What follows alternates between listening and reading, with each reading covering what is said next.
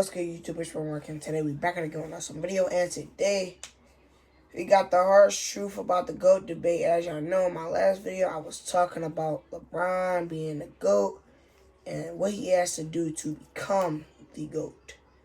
But here's a video coming up right here for y'all. But first things first, I need y'all to like, comment, subscribe, turn on the post notification to be notified whenever we got a brand new video. Let's keep it going.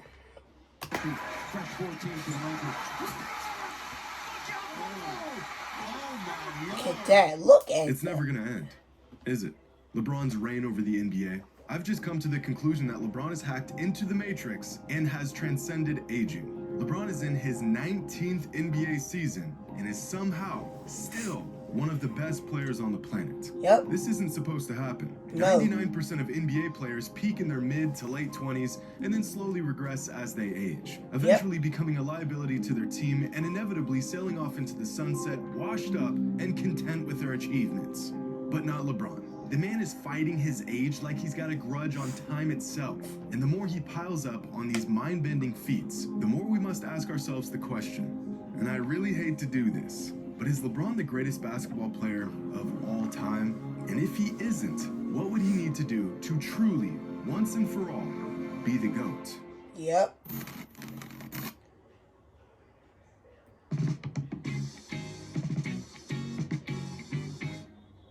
About 5 years ago, I uploaded my first basketball-related video onto this channel.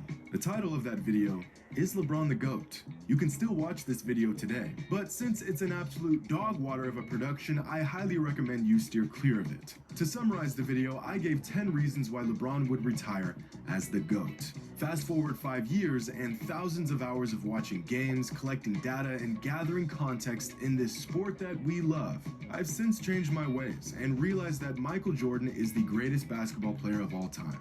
But my original assessment from 5 years ago hasn't completely changed, because I never said LeBron was the GOAT at the time. I just gave 10 reasons why LeBron would retire as the GOAT. But ever since I dropped that video, I've pretty much avoided the GOAT conversation altogether. I've put a spin on the idea of the greatest players in certain aspects. See, like I said, I didn't say LeBron was the GOAT right now either. I said he would retire the GOAT. Let's keep going. Of the game. I've talked about the greatest scorers, I've ranked players using purely numbers, but I've never really broken down who the greatest player is, in my opinion, because I just feel like the topic is a bit redundant. And ESPN already gives you a daily update on the GOAT debate anyways, so no need for me to do it. But I think it's time we actually discuss this, because what LeBron is doing at this point in his career is just absurd. At the moment, there are pretty much 3 different camps on the whole GOAT debate. People who think Michael Jordan is the GOAT, people who think LeBron is the GOAT, and people who are wrong. I'm just joking, of course. But not really.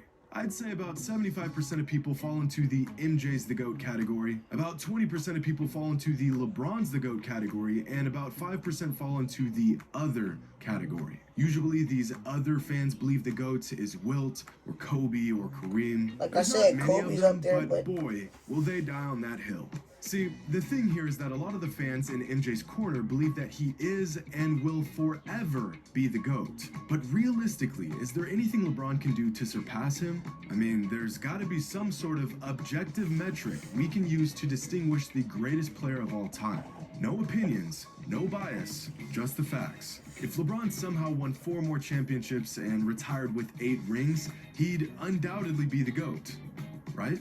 So there are paths for him to become the greatest ever. Bro, I don't want to hear, oh, he has to win the MVP. Bro, no one's won the MVP at this age. LeBron will be 39 this year. And he's in year 20. So next year will be year 21. At age 39. No one's won an MVP at that age in year 21. So you cannot use that against LeBron. So let's keep it going. But where does that threshold lie? And what would LeBron have to achieve to get there?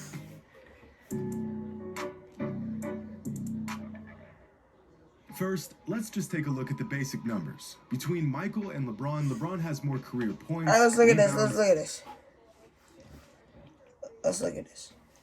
Career points, LeBron broke that record already. This is a little bit of an older video. So LeBron's stats are a little bit up right now. Rebounds probably up right now. Same with assists, same with steals, but Jordan only exceeds LeBron in steals and free throw percentage. So let's keep it going. Assists, blocks, more triple doubles, higher field goal percentage, and a higher 3-point percentage. And Michael has more steals and a higher free throw percentage. But this whole argument, the career totals argument, is only useful in demonstrating LeBron's longevity and sustained excellence. These numbers don't prove that LeBron's a better scorer, or rebounder, or defender, or shooter than Jordan. They just prove that LeBron's been good at these things for a very long time. Yeah. These numbers also show just how versatile LeBron is, possibly his most valuable asset. So instead of looking at career totals, let's look at career averages. Michael averages more points and more steals, and LeBron averages more assists and more rebounds. And as much as it pains me to say this, this is usually where the argument for the GOAT ends for most people. Throw in a required comment about their finals records, and you pretty much have a condensed version of most GOAT debates. But there is so much more to unpack here. So let's unpack it. Mr. Clean multi-surface liquid. Like I said in my other videos, if you watching the ad, shout out to the guy. I will leave his name down. I will say his name at the end of the video. And I want you to like, comment, subscribe, tell us notifications to be notified when I post a brand new video. Such as a reaction, gaming, or not at all. Y'all won't know. I need y'all to stay tuned. Let's keep it going. So y'all know how much I like advanced stats. They don't tell the full story, but if you know which ones to look for, you can discover some nuances in a player's game that you won't get by just watching them play. Player efficiency rating, win shares per 48, offensive box plus minus, defensive box plus minus, value over replacement, and true shooting percentage. These 6 advanced stats give us efficiency, production, value, impact, and pretty much everything in between. And in these 6 advanced statistics, Michael Jordan exceeds LeBron in 5 of them. He's more efficient overall. He contributes to more wins. He contributes to more points. He's better on defense, and he is generally more valuable on the court than LeBron is. The only advanced stat where LeBron tops Jordan is true shooting percentage. Now, in terms of who's a better basketball player, nearly every metric points to Michael Jordan. But really take a look at these numbers, and it's actually uncanny just how close LeBron is to MJ across the board. That's what I'm saying. LeBron is 0.5 behind Jordan in points. 0.20 behind him in wins. Whatever that thing is. 0.1 behind him in the next thing. 0.2 behind him in the next thing. Like, LeBron's right there. And this is older, too. So think about right now. Just a fraction behind Jordan in pretty much everything. But these numbers aren't even addressing who's greater, because that conversation would involve accolades and accomplishments and impact on the game. Take away the rings, the influence, the intangibles, the opinions, and it's virtually objectively true that Michael was a better basketball player than LeBron. But the GOAT debate... Yeah, but Jordan only played, 14 seasons? LeBron's in this, and when that video was made in year 19, right now he's in year 20, soon to be in year 21. So let's see if Jordan played that many seasons, if he'll be this good. It isn't necessarily about who is the better player. It's about who is the greatest player. We've got some more unpacking to do.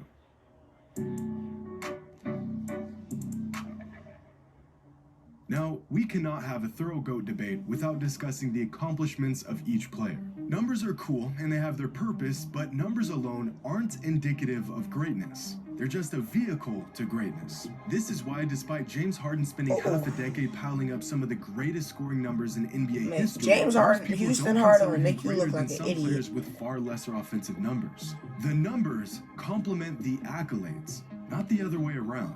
This is also why I consider Wilt Chamberlain to have been a better basketball player than Bill Russell, but Bill Russell was greater than Wilt. Wilt achieved his greatness through his numbers, whereas Russell achieved his greatness by contributing to an unrelenting style of winning basketball. So let's take a look at the accomplishments of both Michael Jordan and LeBron James. Now, there are plenty of other awards a player can earn in the NBA, but these are the ones that really stand out on a player's resume. Championships, Finals MVPs, regular season MVPs, Defensive Player of the Year, All NBA selections, and All Defensive Team selections. And amongst these 6 categories, Jordan beats LeBron in 5 of them. And Michael accomplished all of this in just 15 seasons to LeBron's full 18 seasons. The only category where LeBron outperformed Michael is in all NBA selections. And most will argue that, again, this is an accomplishment of longevity more than anything else, which, at this point, seems to be the overall theme in the GOAT debate. Up to this point in his career, the majority of fans will agree that LeBron has been a step below Jordan in terms of greatness. So now the race to become the GOAT has become a marathon, because eventually the sheer volume of LeBron's career numbers and achievements may become so overwhelming that we'll have no choice but to concede that he is in fact the greatest player of all time. Which brings us to a real dilemma in this age-old debate.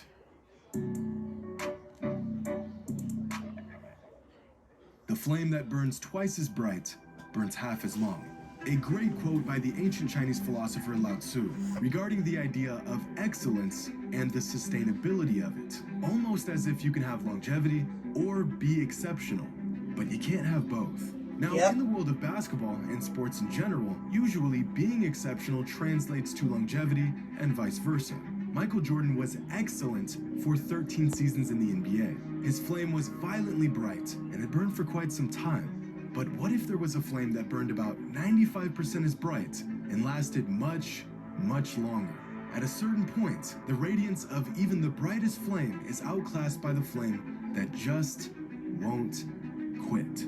Of course, LeBron isn't a flame. He's a 6'9", 250-pound freak of nature in basketball shoes, but his light shines about 95% as bright as Michael Jordan's did, and it's lasting a whole lot longer. When does the longevity of LeBron's brilliance simply outmatch the slightly greater but much shorter brilliance of Michael? Because as we've discussed, Mike trumps LeBron in pretty much every single metric other than longevity and overall production. So the real question here is, how much longer will LeBron have to be excellent before the majority agrees that he is greater than Michael was? The man is in his 19th NBA season, and he's leading the NBA in scoring. He's still a top 5 player. Did Jordan do that in his last season? Is I getting didn't think deeper so. and deeper with every season. Here's a chart of LeBron's total points, assists, and rebound averages throughout each season of his career. Each point on the graph represents the total average of points, assists, and rebounds for every season of his career. So, for example, this season LeBron is putting up 8, 6, and 30 a game, so his total for the season is 44. Now, in the NBA, anything above a total of 40 is exceptional. LeBron's total production has exceeded 40 in 17 different seasons. Now here's Michael's total average points, assists, and rebounds every season of his career. This is by far the greatest argument in favor of LeBron in the GOAT debate. The man has simply sustained excellence for longer than Mike did. And although the numbers are just a vehicle to greatness, there has got to be a point where the numbers are just too glaring to ignore. LeBron's numbers are getting to that point. But some fans will argue that there were other players that were still really good this late in their career. You mean like Kareem, or Kobe, or Karl Malone? Y'all wait down there. LeBron's already the only player to be a part of the 30K, 10K, 10K club. Aside from... And that means 10,000 points. Well, 30,000 points, 10,000 rebounds, 10,000 assists.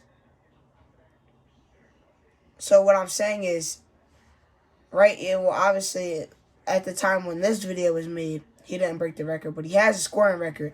If he gets to 40,000 points and he stays in that 10K club, I got him as... From a freak injury, he'll undoubtedly break Kareem's scoring record. He'll probably play the most seasons in an NBA career. He already has the record for most All-NBA selections, and he's still adding to what is probably the longest career highlight reel with moments like this. If LeBron is still doing this in a couple years, while still putting up All-NBA numbers, I really think it's going to be difficult to say that he's not the greatest player ever.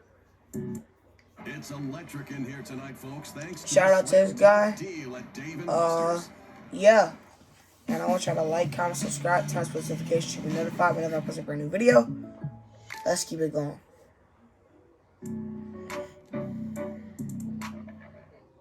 You know what? I'm just gonna say it. While LeBron's legacy is growing as he plays more seasons, Michael's legacy would have been slightly diminished if he played more seasons. Of course, this isn't a matter of fact, but all the evidence points towards this assumption. Michael Jordan retiring after playing just 13 NBA seasons in 1998 was the best thing he could have ever done for his legacy. The Bulls were not going to win another championship, and the backbone of the dynasty he had built had all but vanished by the beginning of the 1999 season. If he had played through that 3-year retirement gap from 1999 to 2001, he would have either stayed with the Bulls and put up huge numbers on a losing team, or signed with a different team and chased rings. Both options being far less illustrious than him going out on top with the team that drafted him. Michael's career was the perfect storm. He was drafted by a franchise that was ready and willing to build around him. He was on a roster that suited his skill sets extremely well, and he and the Bulls peaked right as the dominant teams from the 80s and early 90s like the Lakers, Celtics, and Pistons began to fade away. You could not have written a better career if you tried. On the other hand, despite his success, LeBron really got the short end of the deal many times throughout his career. He spent his first 7 seasons in the NBA playing for a team that could not have cared less about building a coherent team around him. He spent 4 straight finals going toe-to-toe with the most dominant dynasty in modern NBA history outside of Jordan's Bulls. While Michael was surrounded by players who were all willing to buy into their system, LeBron has spent many years carrying the load of bad rosters and seemingly incompetent teammates, part of which is his own fault for trying to play GM and putting together piss-poor rosters. And I bring up these small nuances because the GOAT debate is very nuanced. As much as people want to act like the whole 6-0 in the finals is the end-all be-all to the discussion, it's just not. If rings were all that mattered, then Bill Russell would be the GOAT. Facts. Oh, but he played a long time ago. That doesn't count. Okay, well then Robert Horry is the GOAT because he has 7 rings to Jordan's 6. Well, yeah, but Horry wasn't the best player on any of those championships. Okay, so is the argument about rings, or is it about being the best player on the court, or a mixture of both? Is a player's performance, despite how masterful it was, all in vain if his team loses? The line becomes less and less clear the deeper you dig. No single metric can be used to determine this debate, and the unpacking of every small minute detail is a necessary burden. But unfortunately, it's a burden that most fans won't bother to take on.